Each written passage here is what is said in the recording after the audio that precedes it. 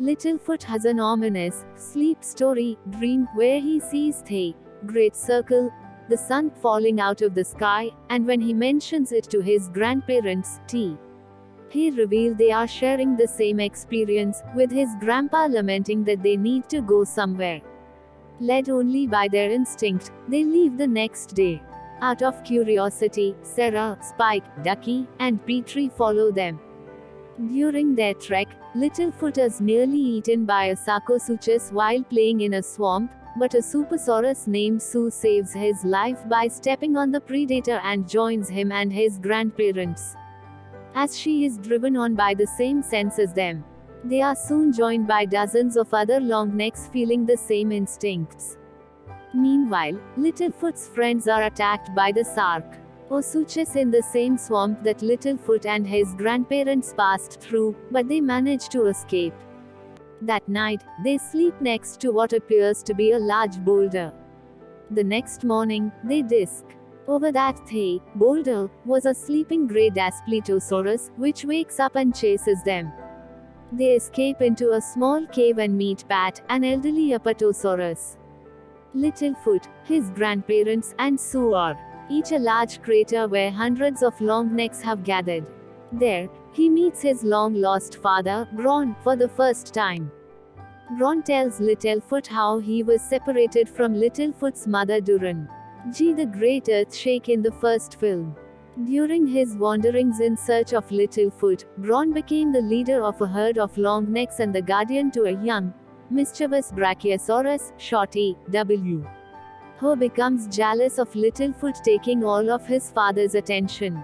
Meanwhile, Pat tells Littlefoot's friends that the longnecks are being driven by a tradition involving a solar eclipse, which was taken as a sign that the sun will be sent crashing down into the earth by the night circle, the moon. Every solar eclipse, longnecks from all around the world gather in one location to stretch their necks up and catch the sun, so they can propel it back up into the sky. Soon after, Pat steps into a pool of lava, which burns his leg badly, but he is still able to move as they escape the lava field. On the day of the eclipse, Littlefoot wakes up to see Shorty traveling over the crater walls and running away, out of spite for being ignored by Bron.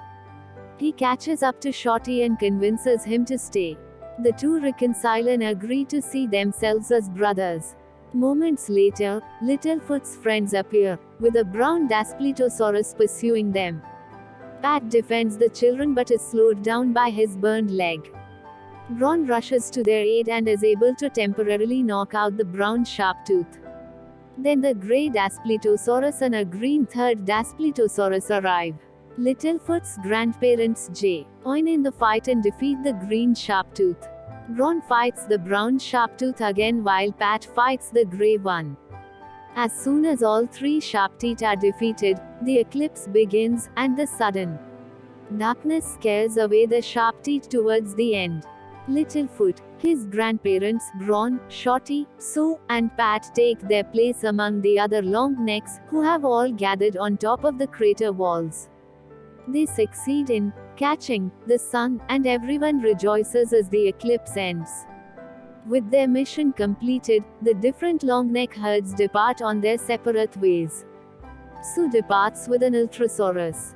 Littlefoot's friends ask Pat to come live with them in the Great Valley, which he accepts. Littlefoot is initially hesitant in leaving Bron, as he is the leader of a migratory herd, but he eventually realizes that he belongs in the Great Valley. Accepting this, Bron leaves with Shorty and his herd, promising to keep in touch with Littlefoot and visit him. Littlefoot returns to the valley with his friends, grandparents, and Pat.